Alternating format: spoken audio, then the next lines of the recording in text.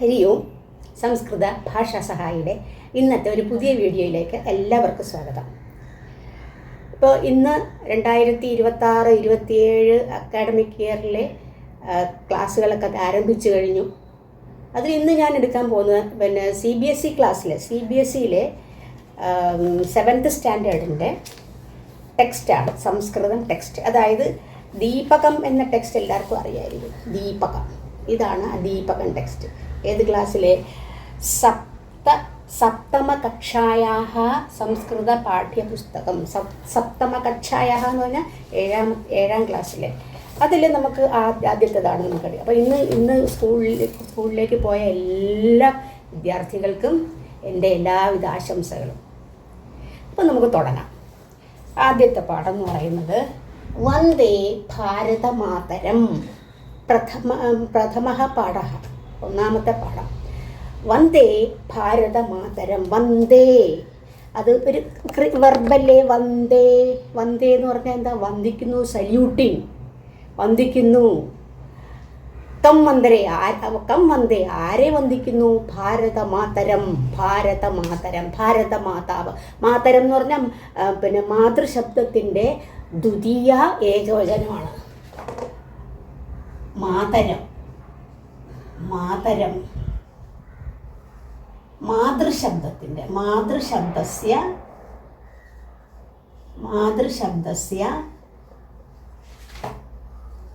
ദ്വിതീയ ഏകവചനം. ഇതിങ്ങനെ എഴുതിയിരിക്കുന്നത് എന്തിനാണ്? ദ്വിതീയ ഏകവചനം. മാതൃ എന്ന ശബ്ദത്തിൻ്റെ ദ്വിതീയ വിഭക്തി, ദ്വിതീയ എന്ന് പറഞ്ഞാൽ ദ്വിതീയ വിഭക്തി ഏകവചനമാണ്. ബാക്കി എങ്ങനെ വരും? മാതാ. അതിൻ്റെ പ്രഥമ എങ്ങനെ വരും? പ്രഥമ വരുമ്പോഴത്തേക്ക് മാതാ, മാതരൗ.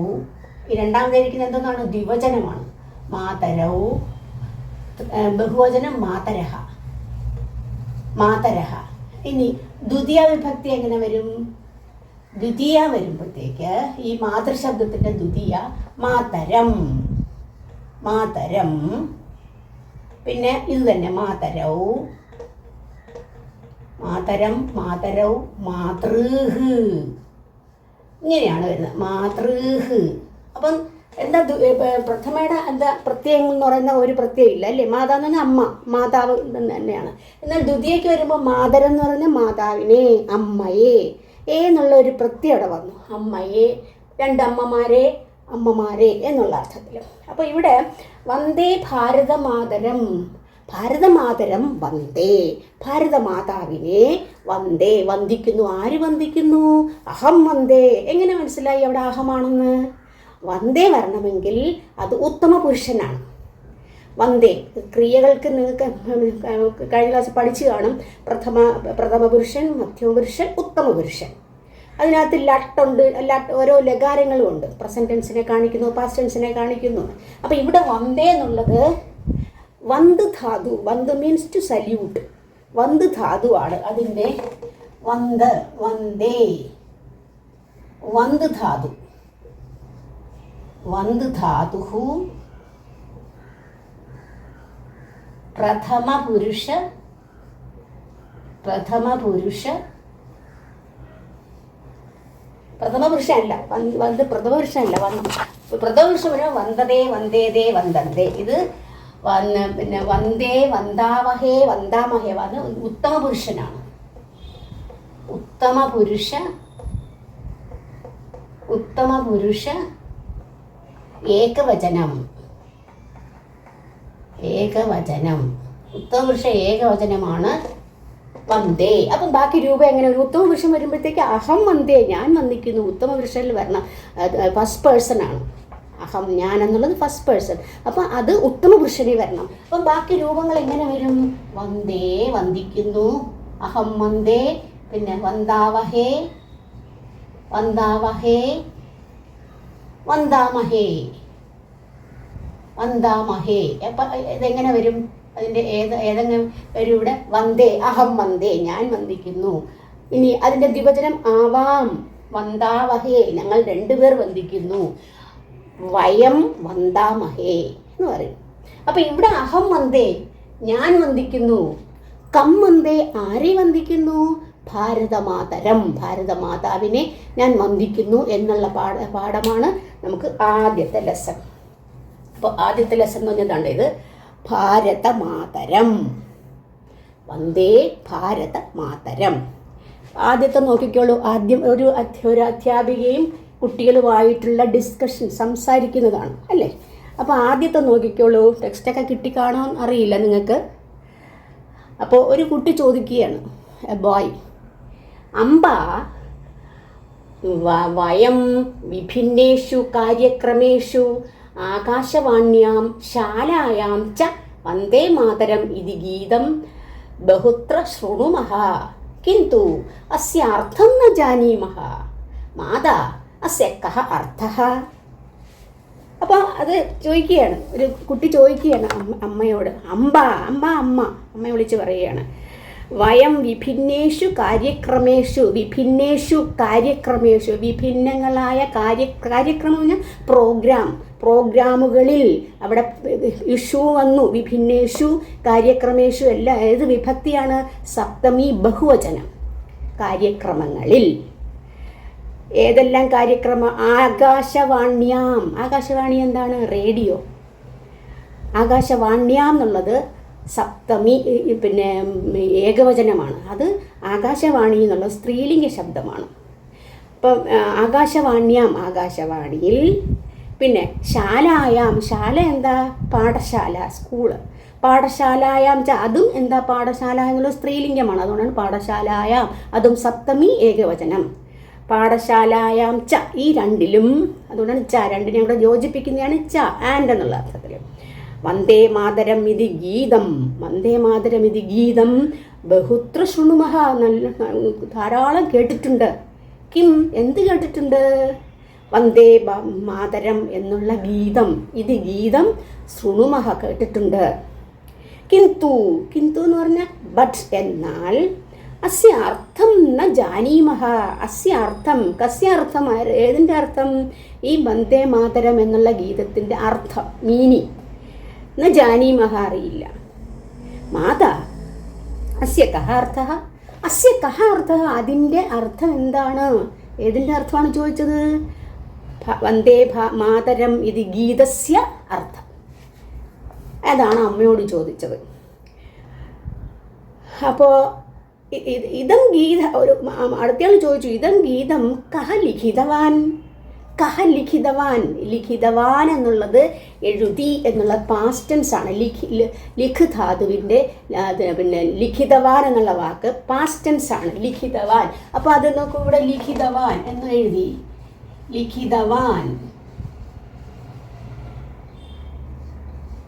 ഇത് പുല്ലിംഗ ശബ്ദമാണ്, മാസ്കുലിൻ ജെൻഡർ. ഇനി എൻ്റെ സ്ത്രീലിംഗം എങ്ങനെ എഴുതും? ലിഖിതവതി, എഴുതിയവൾ. പാസ്റ്റ് ടെൻസിൻ്റെ അർത്ഥമല്ലേ വന്നത്? ലിഖിതവതി. ഇനി മാസ്കുലിൻ ജെൻഡർ, ഇത് ഫെമിനിൻ ജെൻഡർ. ഇനി ന്യൂട്രൽ ജെൻഡർ, നപുംസകലിംഗം, അതെങ്ങനെ വരും? ലിഖിതവത്,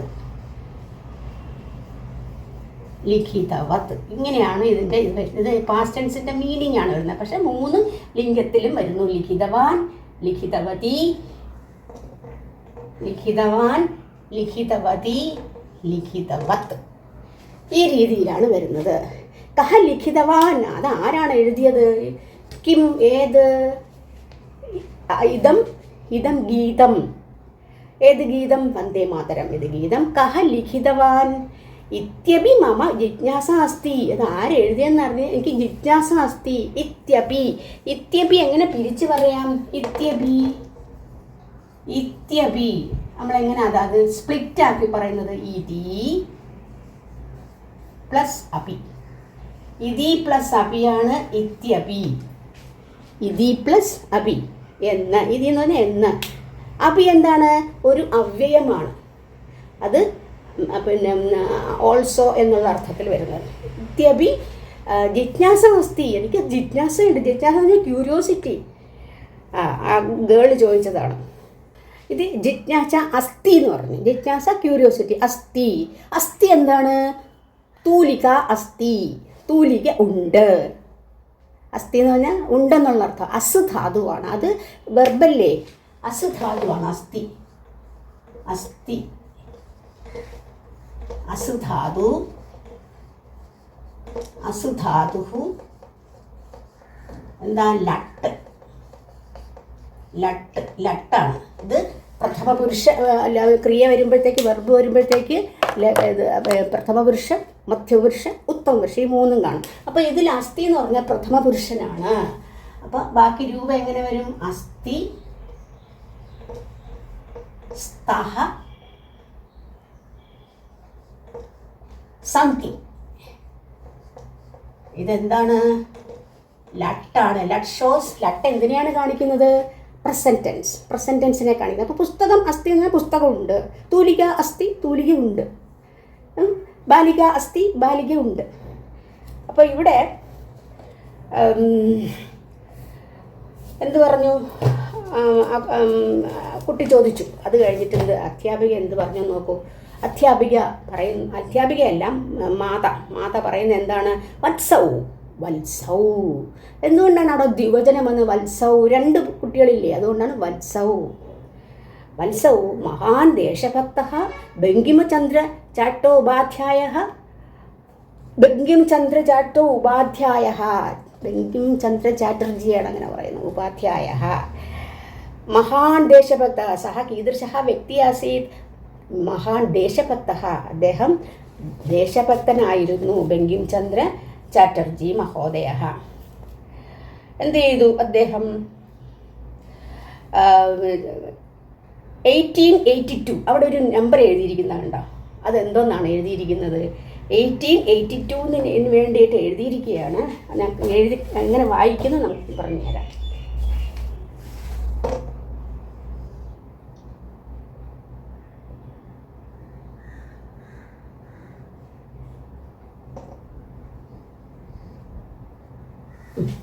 ഇതെങ്ങനെ വായിക്കും? ഇത് നമ്മൾ പിന്നെ ഈ നമ്പർ നിങ്ങൾ ഞാൻ പഠിച്ചു കാണൂല. അപ്പോൾ 1882 എന്നാണ്. ഇത് 1, ഇത് 8 ആണ്, 8, ഇതും 8, ഇത് 2. അപ്പോൾ 1882 ആണ് ഈ കൊടുത്തിരിക്കുന്നത്, 1882. ഇനി ഇതെങ്ങനെ വായിക്കാം സംസ്കൃതത്തിൽ? അപ്പോൾ ആദ്യം എന്ത് ചെയ്യണം? ഇവിടുന്ന് ഇങ്ങോട്ടാണ് വായിക്കേണ്ടത്. അപ്പോൾ 82ക്ക് എന്ത് പറയും? 80ക്ക് എന്ത് പറയും? അശീതിഹിയാണ്. അപ്പോൾ 82 ദ്വാശീതിഹി, ദ്വാശീതി. ഇനി ഇപ്പുറത്ത് 82 കഴിഞ്ഞ് ഇപ്പുറത്ത് 8 എന്ന് പറയുന്നത് ശതമാണ്, 100ആണ്, 100 ആണ് അല്ലേ. അപ്പോൾ ദ്വാശീത്യധിക അഷ്ടശതോത്തര സഹസ്രം. 1000 എന്ത് പറയും? സഹസ്രം. എങ്ങനെയാണ്? ദ്വാശീത്യധിക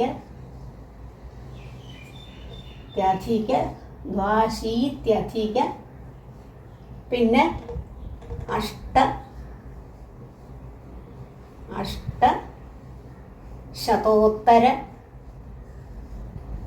അഷ്ടശതോത്തര സഹസ്രം.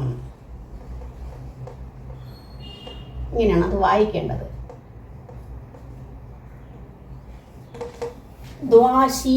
ദ്വാശീത്യധിക അഷ്ടശതോത്തര സഹസ്രം എന്നാണ് വായിക്കുന്നത്, 1882 എന്നുള്ളത്. അപ്പോൾ അത് കഴിഞ്ഞിട്ട് അടുത്തത്